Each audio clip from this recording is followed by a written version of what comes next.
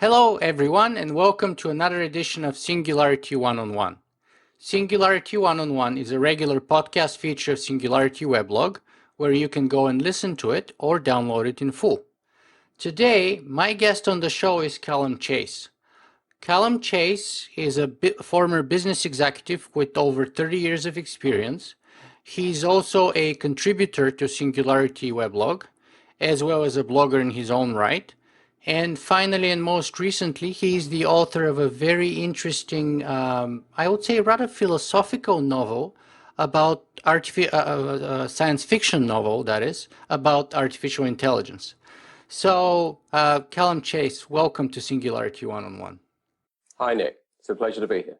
Fantastic. I've been looking forward to this for a while. So let me begin our conversation by asking you, what's the best way to introduce yourself to an audience that may not be familiar with your previous work before? I think the introduction you just gave was pretty good. I'm a retired businessman, still involved in business in some small ways, but now I'm a novelist and a blogger about mainly artificial intelligence, but also about future technology, the exponential future technology in general. So how does a businessman who spent 30 years in business suddenly starts getting interested in issues such as artificial intelligence, the technological singularity, and then decide to go off on a tangent to write a science fiction novel? Yeah, good question. It wasn't sudden. As a boy, I read a lot of science fiction, probably too much, but I found that to be useful later when I went to university. I studied philosophy, and when I was at university, I discovered that science fiction is actually philosophy in fancy dress, by which I mean that science fiction gives you worlds, possible worlds, and possible worlds are thought experiments, and thought experiments are at the heart of philosophy. Philosophy asks questions like, what is truth, what is meaning, what is belief, what is personal identity? And a great way to explore the idea of what personal identity is to imagine a world in which one person can overnight become two people, and they're both the same. So either the same person, or has one person died and two new people arrived? And that's the kind of thing that science fiction loves to play around with, and it's the kind of thing that philosophy deals with. When I left college, I had no idea what I wanted to do. I went into business pretty much by accident, really enjoyed the 30 years I spent doing it. Then in the year 1999, I was sitting outside Yahoo's office in Palo Alto, finishing off a book I'd been recommended by this chap called Ray Kurzweil. I think you may have heard of him. And it was Are We Spiritual Machines? I think that was the book. And something went pop, and my mind exploded. Now, I have issues with some of Ray's work, and I don't think a lot of people do, but he has probably done more than anybody else to alert people to the incredible possibilities created by exponential technological development. And I thought this stuff about artificial general intelligence, which wasn't called that then, and about mind uploading, this is really important, and more people should be thinking about this. So from then, I started talking to everybody I met about AI and things. And frankly, for a long time, most people thought I was crazy. I wrote a book back then. I wrote what was actually the first version of the book I've just published. It was dreadful, really bad. I put it away and didn't think about it until I retired about 3 years ago. And my partner, Julia, said, you better do something useful with your time. I'm not just having you sitting around the house and playing golf. Why don't you dust off that old book you wrote and have another go at it, because you still think the ideas are fascinating. So I did. And in the process of writing it, I relearned a lot of stuff, and I learned a lot of new stuff. And I'm still as enthralled by the idea as I was. So that's a long way of saying it isn't new. I didn't have the time to write the book properly until I retired. Mm-hmm. I have to admit, The Age of Spiritual Machines is my least favorite book of Ray Kurzweil's, though. I mean, I've read most of his books, and that one is, for some reason, I don't know, it's the one that least connected with me for some reason.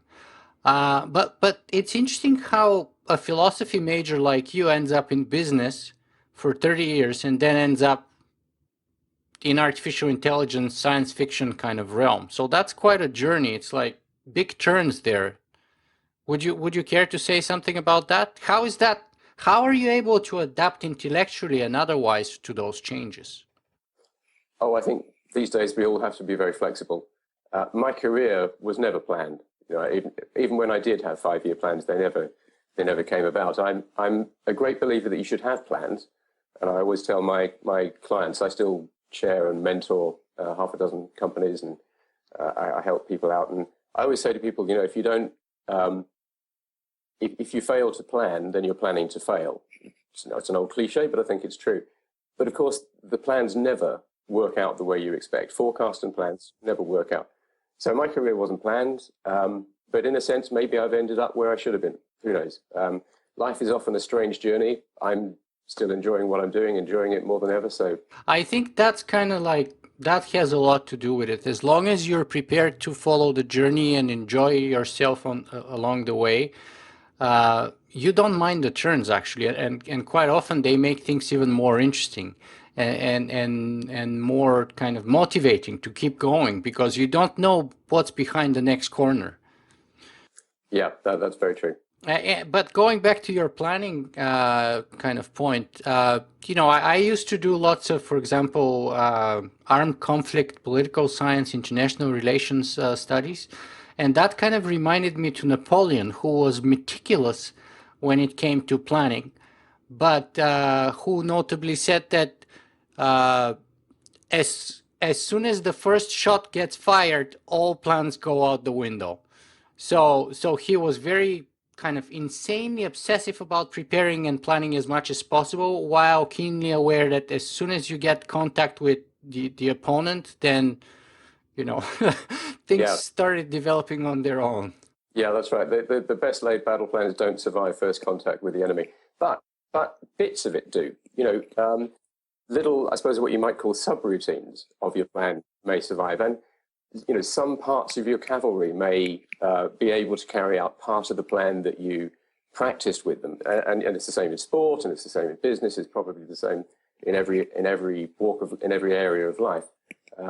So you know, preparation is always a good idea. The other great military saying that you'll know as a former military man is that time spent on reconnaissance is never wasted.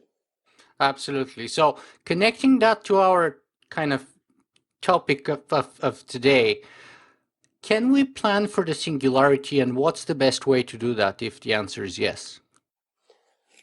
Wow. Can we plan for the singularity? To an extent, yes. We would be very well advised to try to understand what it is and how it might happen. But let's, you have to go back a bit, and you'll have done this many times, as to ask a question, you know, what do you mean by singularity? There's hundreds of different, well, maybe not hundreds, tens of different meanings for it, but let's stick on what I think is probably the central one, which is an intelligence explosion. So an artificial general intelligence is created, it becomes an artificial superintelligence, and unaugmented humans are then unable to follow what it does and what it does to the world. Can we plan for that? Well, to some extent, by definition, no, because it's going to quickly become perhaps millions of times cleverer than us. I'm not talking about the difference between Einstein and Russell Brand. I'm talking about the difference between Einstein and an ant. Can you plan for, you know, what that world will be like? Hard to do. But actually, if you don't, the consequences could be very grim. And I'm sure we'll come to that. You know, as Stephen Hawking rightly said, the arrival of a strong artificial intelligence, an artificial general intelligence, will be either the best or the worst thing ever to happen to humanity. Sadly, he's often been thought of as having said it was just the worst thing, whereas actually he was saying it could be the best thing as well. So because it's such an important event, we'd be mad not to try to plan for it and not to try to shape it, try to make it the most advantageous development for humans that it can be. I like the fact that you're kind of embracing the sort of the classic IJ good definition of the singularity, but let me push you a little bit on that point, because by definition, and that's more kind of leaning towards the other definition, which is the event horizon definition of the singularity is kind of something beyond which we cannot model the future. We cannot see. It's a black hole. And as you gave the example, between an ant and an Einstein. So how can an ant prepare for an Einstein or plan for? If we are the ants and the AI would be Einstein and increasingly getting smarter Einstein, many Einsteins very quickly, perhaps, then what's the hope of planning? What can an ant do for an Einstein? Well, the good news is we're not ants. I think the metaphor, you can overstretch it at that point. We are actually rather a smart little mammal. You think that what humans have achieved in particularly the last 300 or 400 years, where we can understand, with reasonably high degree of confidence, more or less how this incredibly large and incredibly complicated universe works. We're beginning to get to grips with the most complicated object we know of in it, which is our own brains. We're a pretty smart little organism, and maybe we can work out how to solve the two great problems which Nick Bostrom, in his excellent book Superintelligence, which I'm sure all of your listeners have and your viewers have read, Superintelligence. The two great problems, which are the motivation problem. How do you program the AGI to be human friendly before it arrives, and or the control problem, which is how do you make it act in a friendly way towards us after it arrives.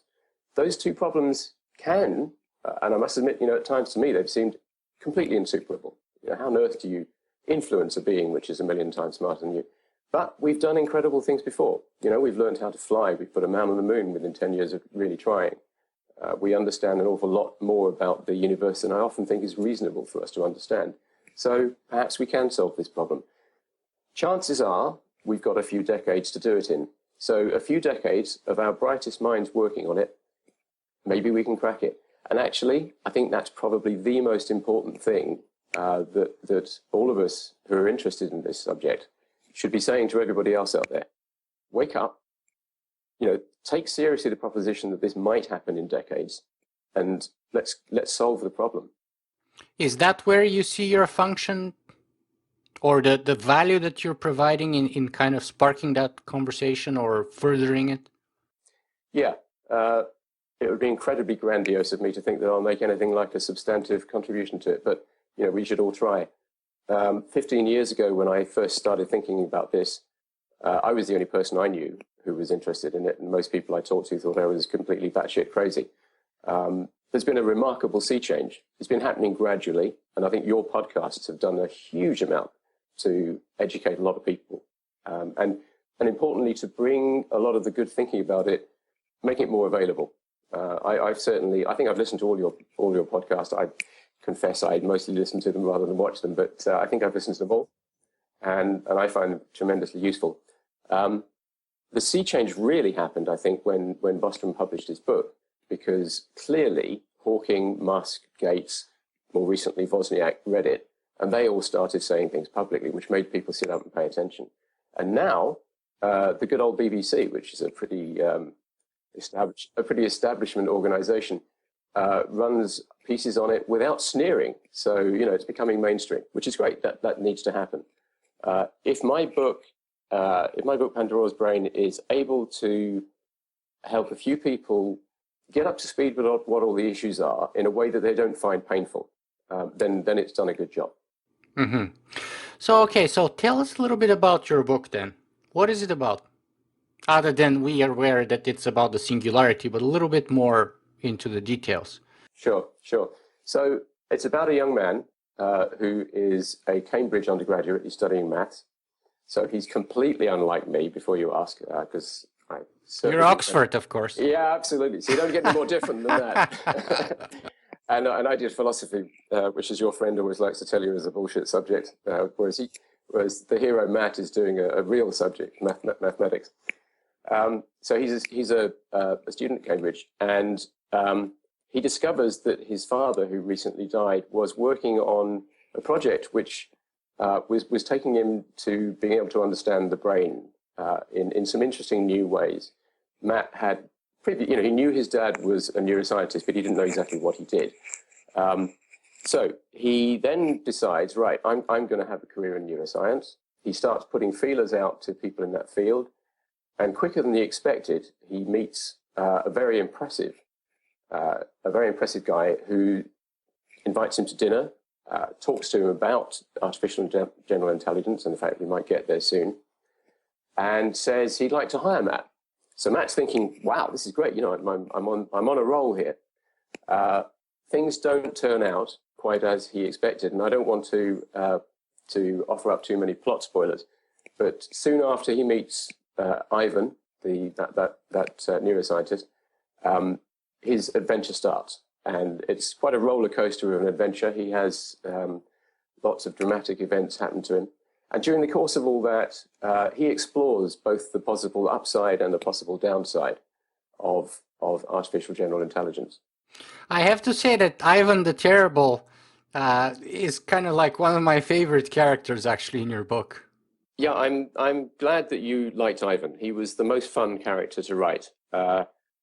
This is the first time I've written a novel, at least the first time I've written what I hope is a half-decent novel. And one of the many things I've discovered in the process is that writing baddies is the most fun, particularly when they're not all bad. I think it's important to avoid the sort of Manichaean worldview in which there are good guys and bad guys. We are all a mixture of good and bad. You know, we all know that in everyday life. So Ivan is actually a real altruist. You know, he wants the best for humanity, but he's got a very clear view of what he thinks should happen, and he's utterly ruthless. He will not be deterred or distracted from his goal.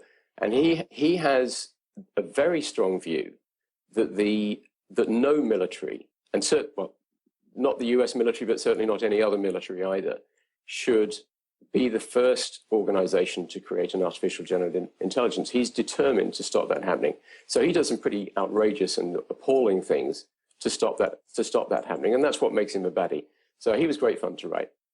So basically, it's the means that we have a problem with, which kind of cast him as the negative character. But his goal is a noble one, isn't it? It is. Yeah. He wants to make sure that AI is friendly. The first AI is friendly. So let's see how we can connect that to the title of the book then. Why call your novel Pandora's Brain?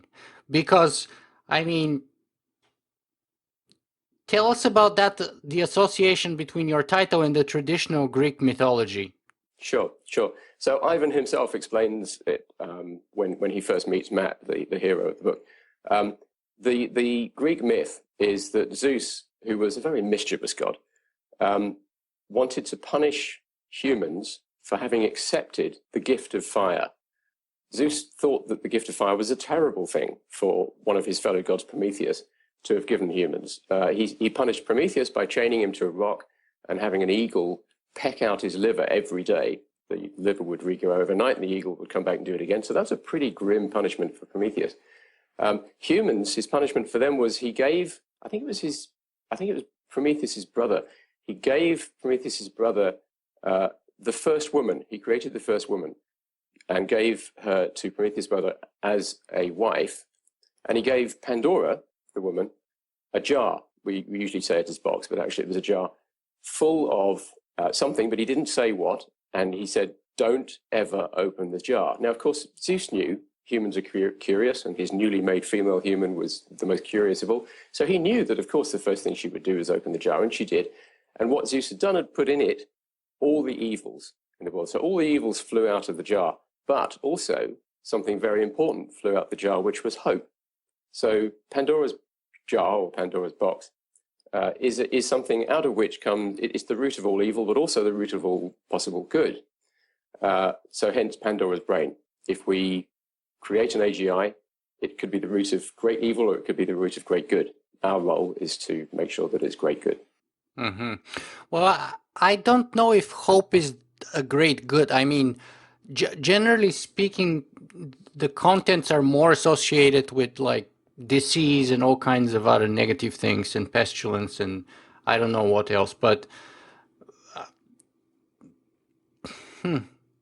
okay, so let's see what would be that great good with respect to AGI, for example, in your view. Well, the great good Other than hope. Yeah, hope is more important than you might think. There's a lot of work going on in education at the moment about what helps kids study well and learn well, and it turns out that even more important than intelligence is grit and determination and a positive, hopeful outlook. And it really is true. I mean, it's a terrible old cliche, but it's really true that if you have a sunny disposition, you'll probably have a better life. You'll be able to achieve more because you think you can achieve more, and other people like you better, and it becomes a very positive, self-reinforcing cycle. So, I don't think we should downplay the importance of hope.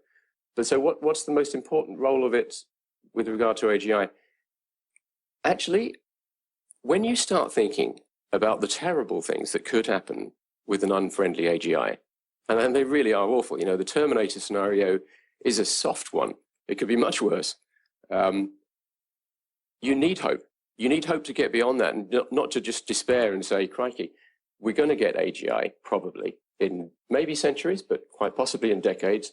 There's nothing we can do to solve either the motivation problem or the control problem, so let's give up. It's all in the lap of the gods. We've already rolled the dice. We can't stop it, and we can't influence it. Lie on our backs with our hands and feet waving in the air. That's not very constructive. I think, as Bostrom said at the end of his book, we need to throw, in the face of this unnatural problem, we need to throw all of our best human resources at it. Mm-hmm. So let's talk a little bit about the timeline then, because you keep saying that it's probably decades, but it could be centuries. How do you personally see that timeline? I don't have a crystal ball, and neither does anybody else. It's a fascinating debate. I mean, first of all, you've got to be confident that it will happen at all, and there are some people who think it won't. I am very struck by the observation that we, with our brains, are the existence proof that you can organize ordinary matter, carbon, silicon, etc., into a thinking machine. So if a very slow, inefficient process, not random, but very time-consuming process like evolution can do it, then we can do it too with our much quicker, much more efficient process of science. How long will it take? Well, I always assumed that it would take thousands of years. As a science fiction reader, I always assumed it would happen, but I thought it would be thousands of years away. And that's what Kurzweil made me reconsider the idea that it might happen in my lifetime. Bostrom, as you know, did a meta survey in which half the experts, I think it was about 160 experts, whose opinions he corralled, half of them thought it would happen by 2050. 90% of them thought it would happen by the end of the century. And Bostrom says he thinks that 2050 might be a little bit premature. And frankly, that man has a brain the size of a planet. I think I'll defer to him. His guess seems a reasonable one to me. I think the real issue is whether it's, if you assume it's going to happen at all. I think the real issue is it centuries? In which case, we don't really need to worry about it too much, because in centuries from now, our understanding of physics, maths, and even philosophy, probably not philosophy, will have advanced enormously. I'm sure in 100 years we'll still be debating the same things as the ancient Greek that you're named after we're debating. But we will have advanced a great deal, so we probably don't need to worry about it now. But if it's going to happen in decades, I think we really should worry about it now, because it will take us decades to solve it. So it seems plausible, by no means certain, that it might happen in decades, and therefore we need to throw some very major resources at it. Now, it's interesting that recently, I suppose as a backlash particularly to Elon Musk's comments, there's been quite a lot of what I call the grandees of deep learning, particularly, have lined up to say, this is rubbish. It's not going to happen for centuries, if even, maybe thousands of years. So you've got Jan LeCun at Facebook, you've got Andrew Ng, who was at Google and is now at Baidu, you've got Christoph Koch, who is at the Paul Allen Center, all saying, that we don't need to worry about this. I find it quite interesting that Demis Hassabis of DeepMind, which was famously acquired by Google recently, kind of joined their ranks, but didn't quite do it, because he said decades. He said we don't need to worry about it yet because it's decades away. And I don't want to misrepresent him, and I may be being unfair, but that seemed to me like he was kind of letting the cat out of the bag. Because like I say, if it's only decades away, we should work on it. We should work on it now. And I don't know what the solution is or what direction the solution will be found in. frankly, I don't consider myself bright enough to be in that group of people who will solve it. But we need those very bright people to be working on it. Mm-hmm. And what's the kind of, putting aside the timeline issue for a second, what's the probability it will be a soft takeoff versus a hard takeoff? I mean, your book is pretty hard takeoff, I think. Yeah. So why write that kind of a scenario? Is it because you think it's the more likely one, or is it because it's just more useful for the purposes of writing science fiction? Both. Okay.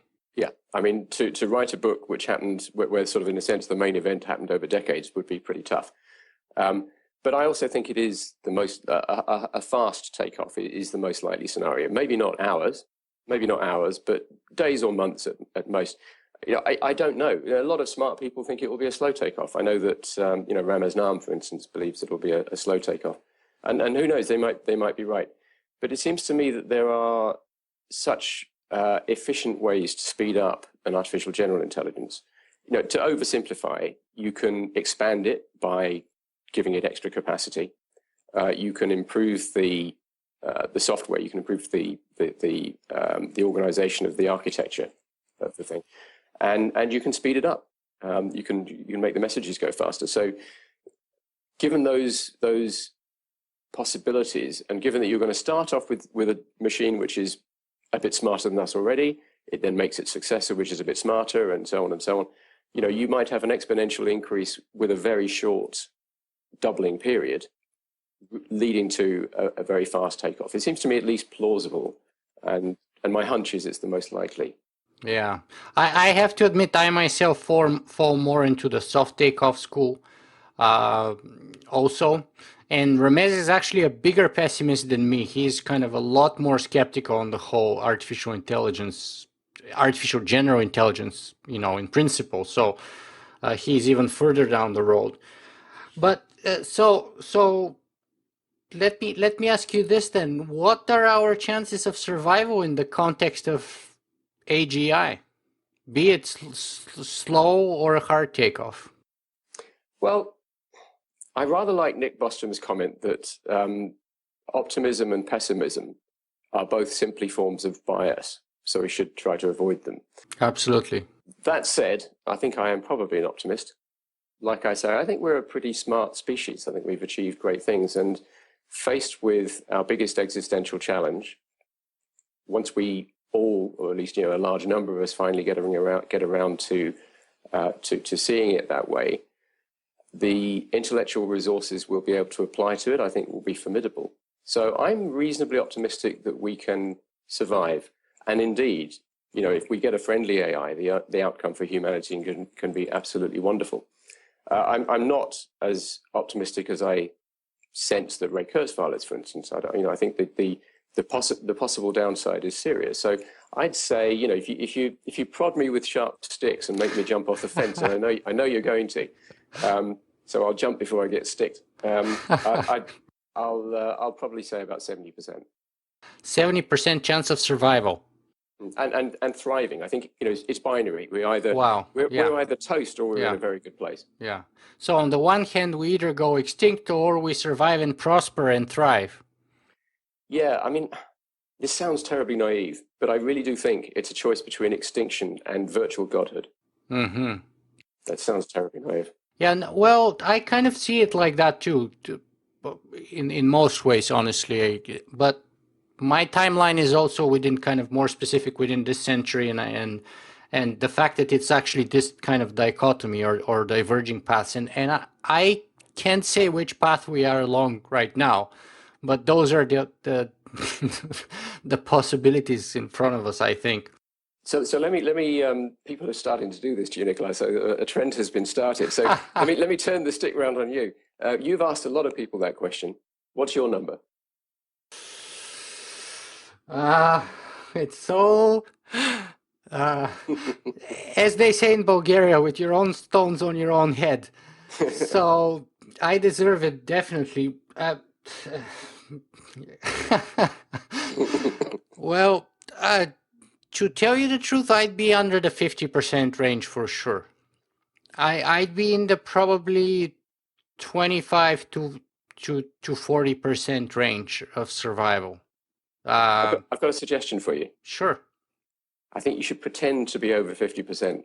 We don't want everybody to get, really scared and give up. Well, look, I mean, most things that I've accomplished in my life were in the lower percentile probability, and yet they after a certain point in life they materialized and they became facts.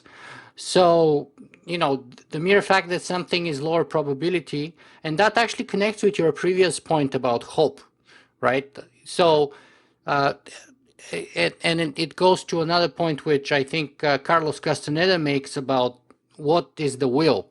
The will is this which makes you fight a battle which under all reasonable estimates you ought to lose. Right? So yeah, maybe I'm going to give us maybe 20-25% of chances of success and survival. Does that mean we ought to give up? No. I think we ought to fight even with more determination. And whatever it may end up being, let it be. Yeah. So I personally, and yes, there are some people who would say, oh, if the chance is less than 50%, I'd give up. I don't count myself within that kind of camp. Yeah. Okay, so in my opinion, if a fight's worth fighting, even if you have low probability of success, you ought to fight it anyway. So you're like England going into a football match against Brazil. You know you're going to lose, but you're going to give it a good shot. Sure, yeah. I'm not too big on soccer or football, but yeah, that may be a good example. Yeah. The other thing that I think we need to be careful about, other than being afflicted by despair, is being too certain. I find it fascinating how many people on the blogs that I'm sure and the forums that you and I both look at, they've taken sides already. They've decided definitely AI is not coming in the next N years, or definitely it is, or definitely it's going to be a disaster, or definitely it's going to be wonderful. And this seems crazy to me. We just don't know. Nobody knows. None of us have crystal balls. We need to remain open. And humans are very good, particularly en masse, at leaping to one position and then only seeking out the bits of information which support that position. Yeah. Confirmation bias, particularly about things where science is involved, where it ought to happen less than anywhere else. It seems to be easier to change somebody's opinion about whether they like Breaking Bad or not than whether they think GMOs are a good thing or not, even though the data is more available. It's because the science is conducted by people, and that's actually one reason why I stepped out of academia, is the ego, the sort of the personality struggle, right? So it's not only about what's right and what's wrong, it's about whether I said it or not. And if I said it, it's right, and therefore it ought to be done. And if I didn't say it, it's probably wrong. And once you get to a certain sort of position of influence, you have a lot to lose. So people would go to great extent to kind of defend their positions, even in a sort of a growing body of evidence they may be wrong. Yeah, no, that's absolutely right. I recently read Solaris, the novel by Stanislaw Lem, for my science fiction book group. And there's a long passage in that which is a parody of academia. And I couldn't understand why anybody would want to parody academia. It's a parody of itself already. Well, let's get back to the topic here and talk a little bit more about, okay, so let's focus on the survival and prosperity end of things. One proposed path is focusing on the creation of what people have called friendly AI. What's the possibility of this? Okay, I don't know. And I don't even know the routes that currently look most fruitful, because to be honest with you, I don't understand a lot of the work that's going on in the space. You're very familiar with the Machine Intelligence Research Institute, which used to be the Singularity Institute. That is populated by formidably bright mathematicians, and I can't follow what they do. I'm just absolutely delighted that they're doing it. There are all sorts of other approaches going on, but I think it's very early days, really. frankly, I think right now we need to pursue all possible routes, whether they be programming routes, mathematical routes, ethical routes. I think we need to throw as much resource at it as we can get. It's an unfair comparison, and I got told off by a fairly senior AI researcher for parroting it recently. But Boston has said something like there's probably 100,000 people working full time on things which could lead to artificial general intelligence, and there's probably 6 people working full time on making it safe. Now, that's a bit out of date, and so maybe it's 60 now, maybe it's even 600, but I doubt it. But there's certainly an imbalance, and we need to rectify that. But the counter argument to that point would be what Marvin Minsky and Noam Chomsky have said during their interviews with me, which is all those 100,000 people, they're not working on AGI, they're working on very narrow AI. And both of those people, that is to say Chomsky and Minsky, refuse to say that there's been any notable progress with respect to artificial general intelligence, and all the progress is in narrow, very specific fields of it. So actually, Minsky said that he doesn't think there's many people who are working on AGI at all. No, I was very careful to say working on projects which could contribute to AGI. No, I mean, both of those guys seem to me to have a bit of a chip on their shoulder. It's a bit like saying to the Wright brothers the day before they successfully made their maiden flight, we've made no progress towards flying because we haven't flown yet. And then the next day they fly. It's a bit unfair. I've even heard people say, and you've heard people say, that we've made no progress in AI since 1956 when it kind of got started, which is just ridiculous. There's massive progress been made in AI, and it's benefited all of us hugely. The fact that we're all in touch with each other thanks to these wonderful little devices is an utter revolution in our lives. And people say, where's my jetpack? Well, okay, so I haven't got a jetpack, but I've got access to the world's knowledge here. That's much better. So, there is some nonsense talked about lack of progress in AI. With regard to how many people really are working on AGI, I don't know, but there's a reasonable number working on something which is clearly heading in that direction. The Google brain. Page and Brin are quite unashamed. They want to build a brain. And Google Brain employs a lot of people. There's a lot of people working on improving that thing, that cluster of things. And there are similar ones in Facebook and Amazon and so on. There's one or more in the NSA and in our dear country's GCHQ. There's a lot of people working on those sorts of projects, but also people working on deep learning. I mean, the work that Demis Hassabis is doing is quite likely, not certain, but quite likely to be a module of what ends up as the AGI, if and when it arrives. So there's a lot of people working on projects which will contribute to it. Actually, going back to the point of friendly AI, I just kind of recalled that one of the people I interviewed on kind of the similar topic was Professor Dr. Steve Omohundro, who has this kind of very interesting, provably safe mathematical systems approach, or what he calls AI scaffolding, within which he believes you can actually create provably safe artificial general intelligence.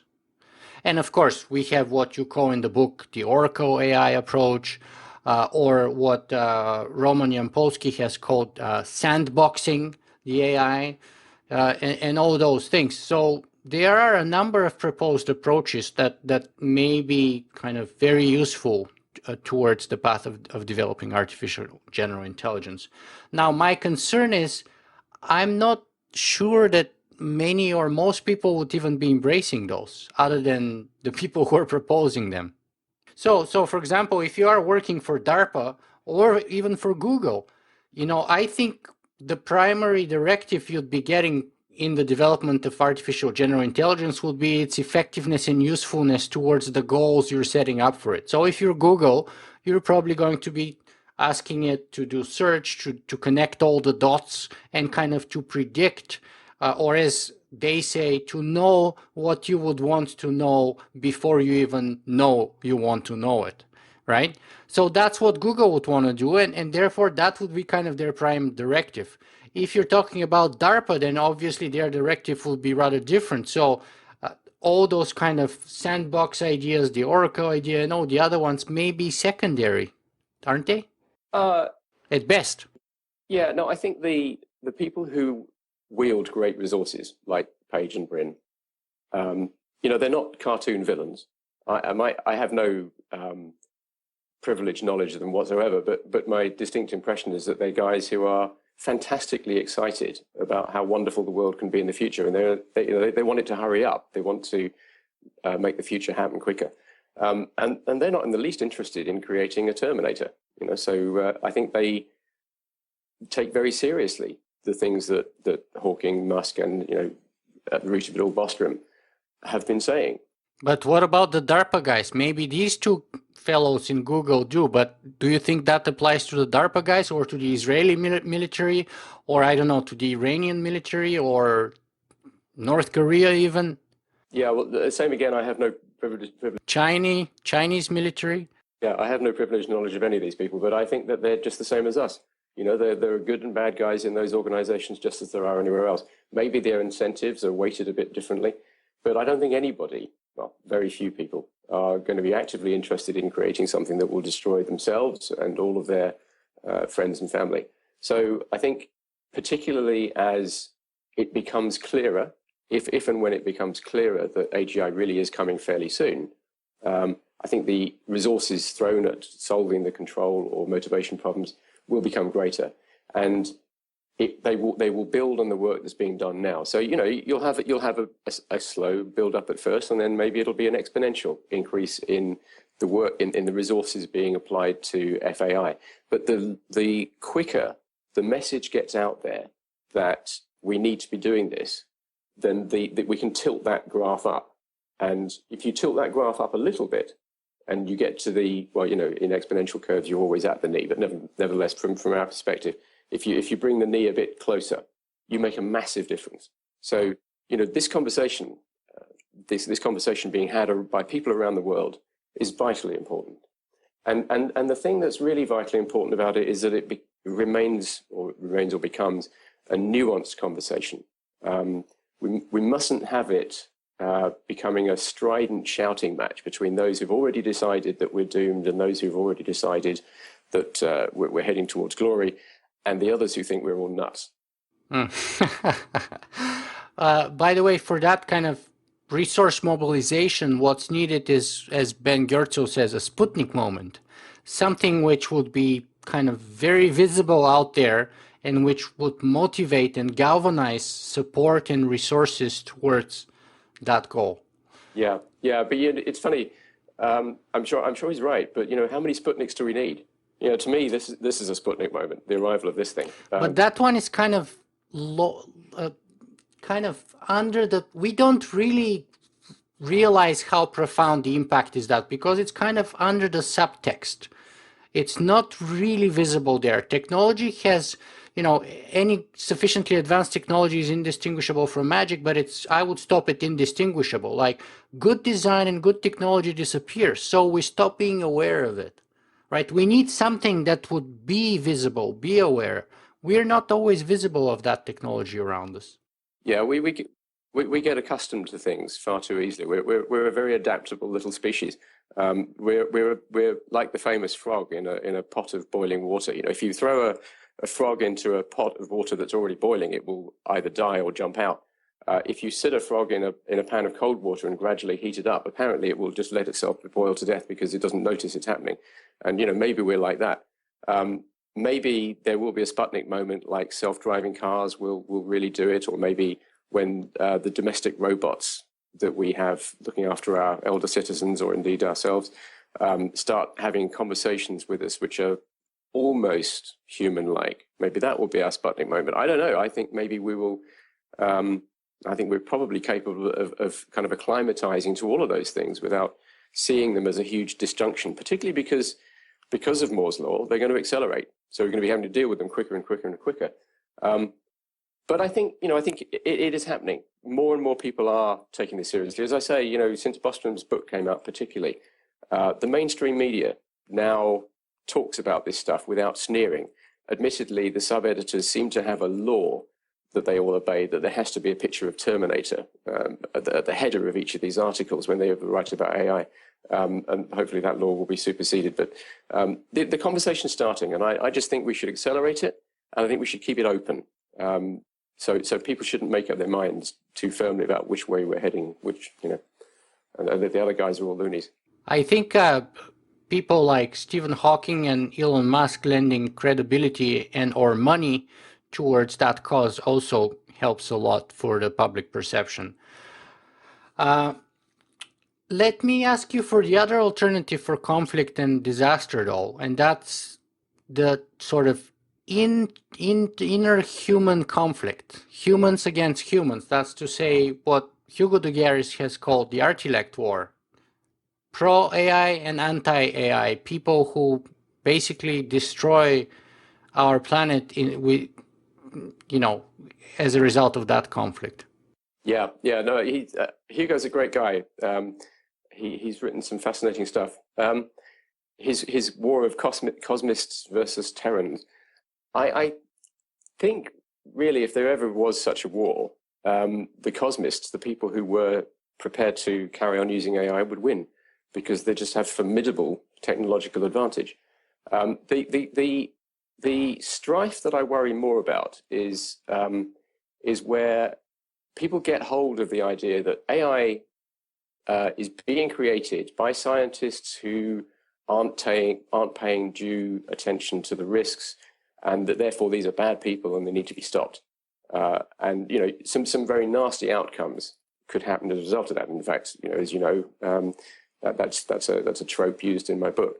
I think that's a serious issue, and that's why I've had debates with people about whether we should be talking openly about this. Even it's quite interesting. Some people say, look, Elon Musk hasn't done us any favors by raising the profile of the possibility of unfriendly AGI, because all that does is people get journalists who are short on time. They're not bad people, but they're short on time. They reach for the easy soundbite, and the easy soundbite is the Terminator analogy. People are very busy and they don't want to pay attention to everything, so they grab onto the simplest version of the idea, and the simplest version of the idea is the Terminator version of it. And so all Elon has done is to spread this meme that AI is bad and we ought to stop it. And that's certainly not what he meant to do, and it's not the right thing to do. It's not even possible. You can't stop AI development. It will happen somewhere.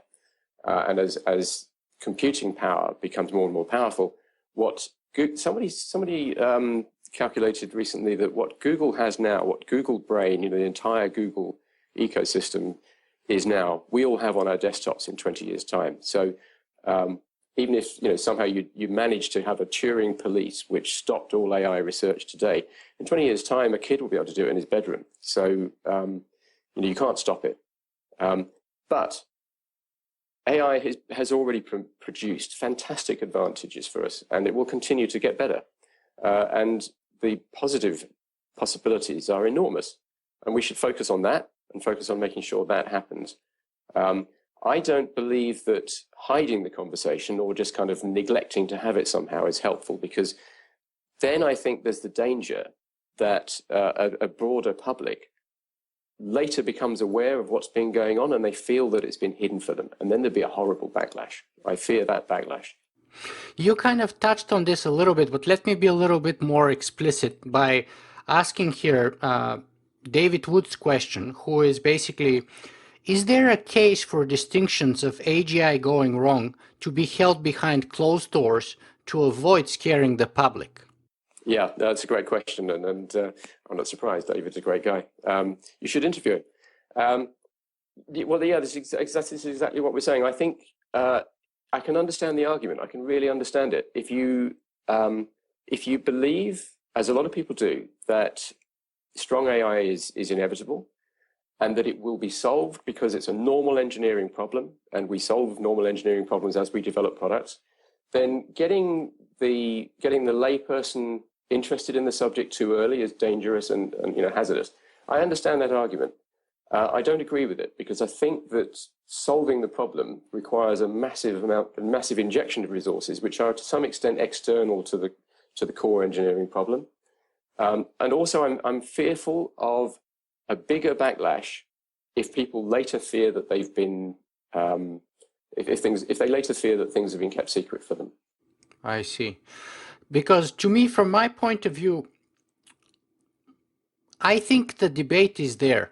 If you look for it, I am not aware, after doing this for 5 years, I'm not aware of any topics. Of course, that's like, I don't know what I don't know, but I think that in the last 5 or 6 years, I have seen and covered most points that I can think of and most scenarios that I can think of, both pro and con with respect to artificial general intelligence. So I don't think it's really possible to kind of hold that debate behind closed doors because it's already out there. Now, it's true it's not in the mainstream quite yet, but I think anyone interested in the topic can go not only to my podcast, but to infinitely available and more available resources on the topic, and can read and educate themselves on any kind of possibility and opinion on that. So I think the genie is already out of the bottle, and we can't put it back. Yeah, no, it's all out. It's already out of the bottle, but maybe the genie is lying in a pool in the kitchen.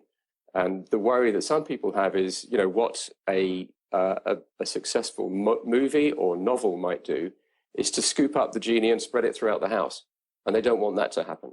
I've had a couple of people say to me, look, your book is really, really good, but I'm not going to promote it because I think you're spreading, you could be one of the roots through which this meme gets spread more widely than it is productive for it to be spread. That's something new to me. I haven't come across that kind of. Well, I understand it. I'm not saying these people are necessarily AI researchers, but if you are an AI researcher, particularly if you're a prominent AI researcher, you do not really want people writing about you with a caption of the Terminator at the head of the article. I get that. I do get that. Interesting. So let me ask you this. What will the average person then get by reading your book? What's the goal? What do you want to communicate? Well, first and foremost, I hope they get some fun. I worked very hard to check on that. I did get a lot of fun reading it. Great, I'm pleased. Secondly, I think that over the course of it, they'll get a pretty reasonable introduction to most of the major issues, most of the major neuroscience and philosophical issues that AI and strong AI and strong AI raise. They will be fluent with a lot of the debate. So it's a way of getting up to speed with where we are today. Yeah, I actually would say that it's one of the definitely more philosophically sophisticated science fiction novels that I have read recently, because you kind of give a more fuller perspective of the full spectrum of opinion and possibilities, which is very nice and useful, kind of an easy way to introduce the topic to someone who may be a complete beginner. So you have come across that resistance from those people. That's interesting, though. That's interesting. Let me ask you this. What's next for Calum Chace then? Good question. So I have written the first draft of the sequel. And there are some interesting surprises for people who read the first one. Where things end up, I think a lot of people will probably guess that's not the end. So it extends the journey very considerably. One thing I learned, and I learned it too late in writing a novel, is that the first draft is what you call the shit draft. You don't show it to anybody. So I've got the first draft of the sequel, and it isn't very good. It needs a lot of work on it. The first novel went through 8 drafts before it was publishable. So that first draft exists. I've set it to one side to let it mature a bit, and I'll go back to it. I'm currently working on a sort of a non-fiction primer on AI, both the sort of near-term problem of automation, and are we all going to lose our jobs, and do we need basic income and all that kind of thing, and then the longer-term issue of can we survive AGI? There's various people have had a go at it, and I'm going to contribute my something worth to that. let me stop you on that for a second then, because that's an issue that I often like to bring and discuss, which is to say technological unemployment. I think it's a very important issue. So give us the sort of the quick and dirty scoop, if we can, on your view. How do you see that? Yeah, well, it's a vital question, an important question, and I'm afraid you're not going to get me off the fence on this one. There is no doubt that automation will overtake or destroy an awful lot of jobs, and it will overtake white-collar jobs, as you know, as well as all the blue-collar jobs that it already has and will increasingly do. I think many of them will take a bit longer than people think. I mean, for instance, self-driving cars.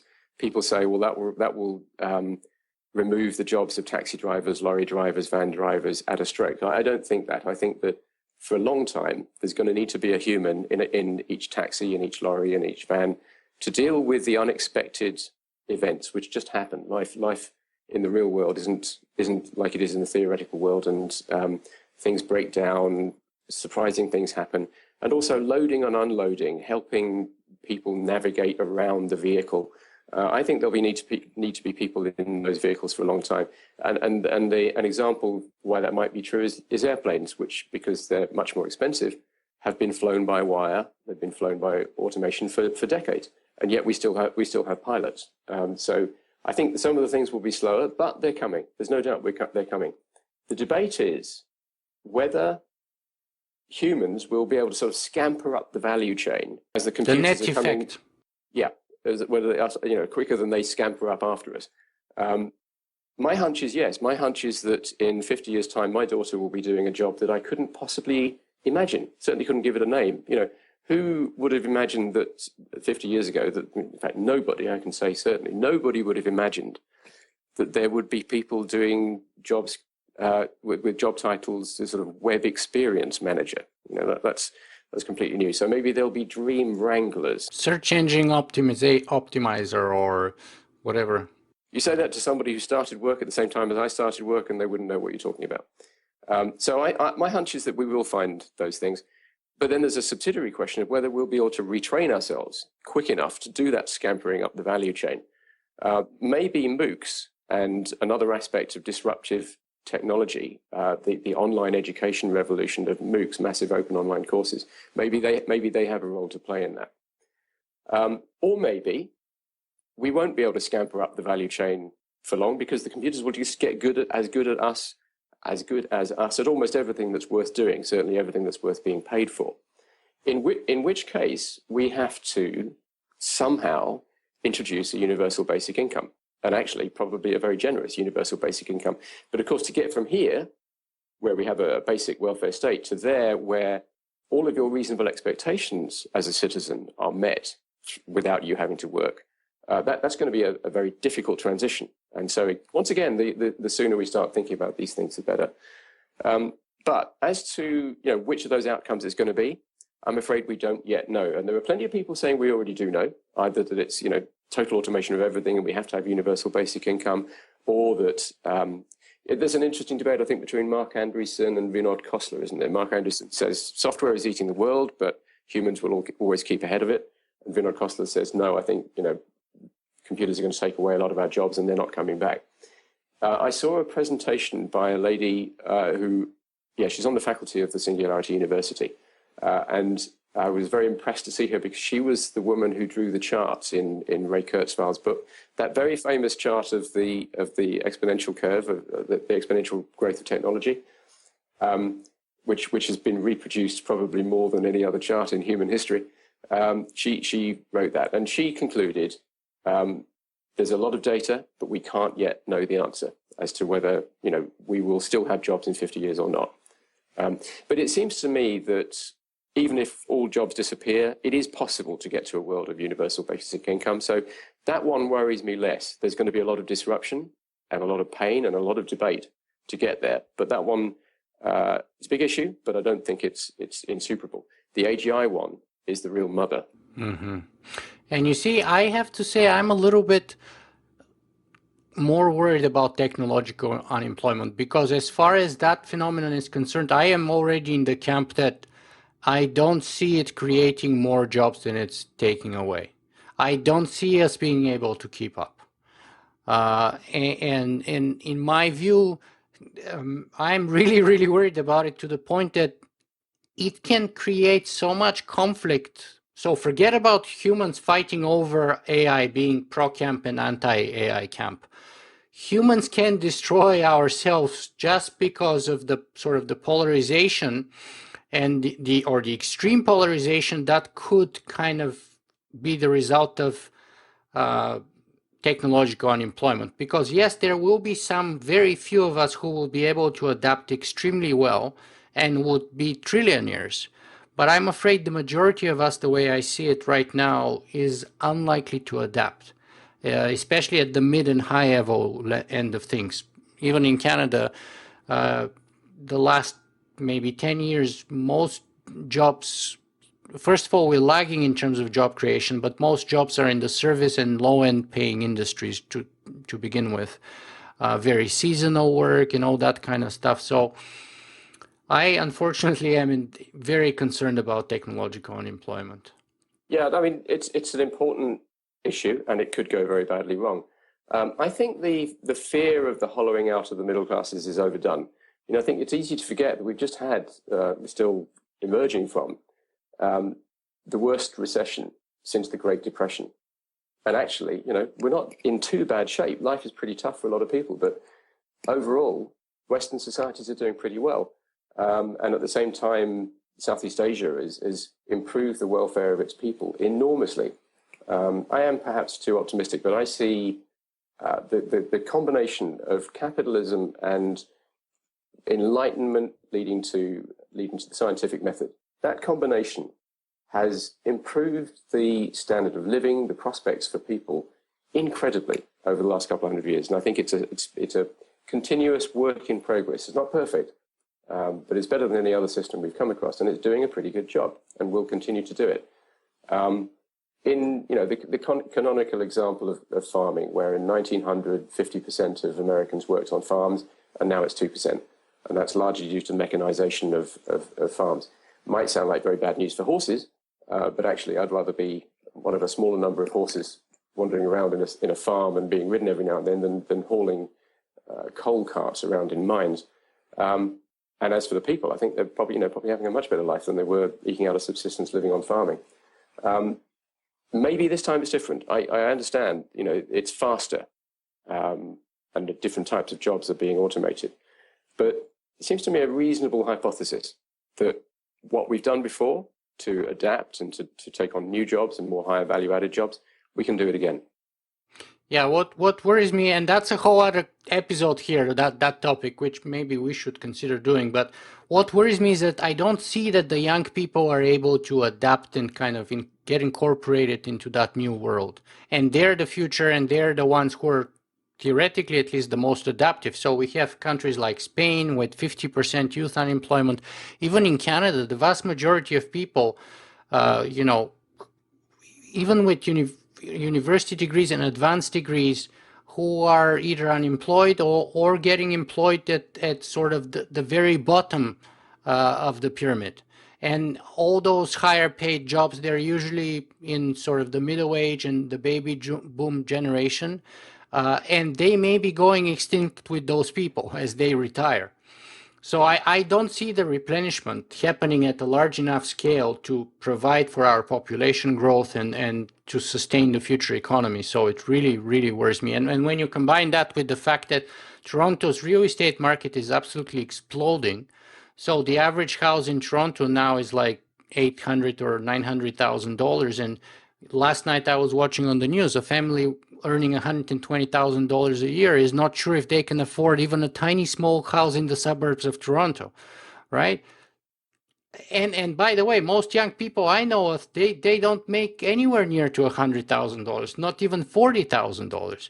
Yeah. So that's the things that really, really worry me. And Yeah. Well, I think you have to bear in mind that the youngsters now, you've got to feel sorry for them. They're emerging into the job market at the rough end of, you know, the longest recession we've had this century, or the last 100 years, and the worst recession we've had since the Great Depression. So it's bound to be tough. In places like Spain, they've got the added problem that their economy has been warped by the euro, and the EU has been an experiment which in some ways hasn't worked. So, that makes it really tough. And, I live half the time in London, and you don't have to tell me about crazy house prices. But you know what? That isn't about the economy. That's because we haven't built enough houses. I don't know about Toronto, but in London, which is, famously houses in London now are not places to live in. Their investment chips for wealthy Russian oligarchs.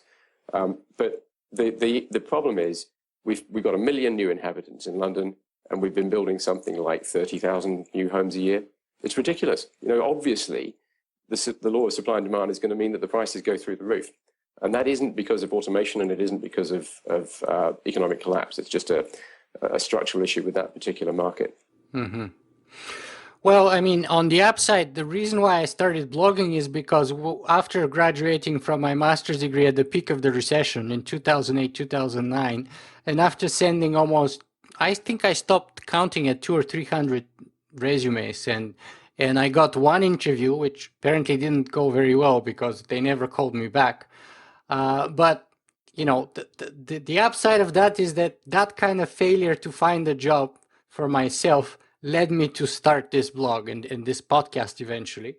So and now I absolutely love what I'm doing. So and a lot of other people love it too, Nicola. You've developed a resource which is really fantastic. Well, thank you, but I'm hoping that all of us, the new generation who are facing the same problem that I was facing, would come up with equal or hopefully a lot better solution to that problem, personally speaking, and hopefully would be able to generate value for others, as you say that I have managed to do. So I hope that you're right in the end of the day. But Calum, we've been talking here for considerably longer than an hour, so I think it's unfortunately time to end our conversation.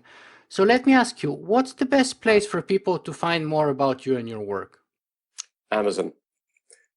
Amazon, wherever you are. Pandora's Brain. That's the first and best place to start. And as you mentioned earlier, I also have a blog, which is pandorasbrain.com. It's no apostrophe and a hyphen between Pandora and Brain. Pandorasbrain.com. Those are the best places. Now, today we've had a long conversation which covered a variety of topics, some of which were kind of surprising a little bit. What's the final message that you want to send out? What's the best way to wrap this up?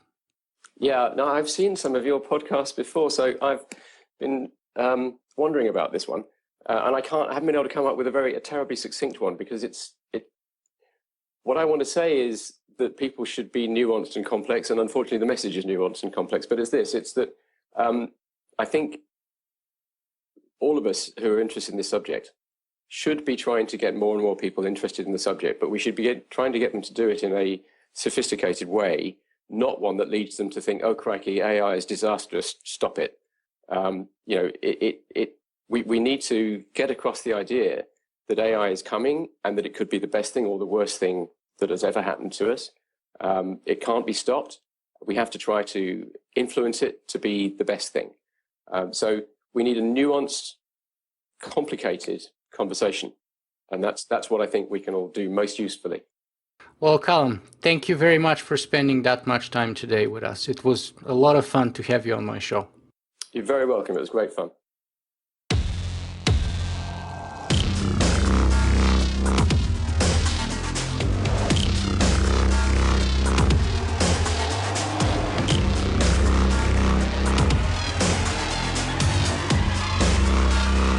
Singularity.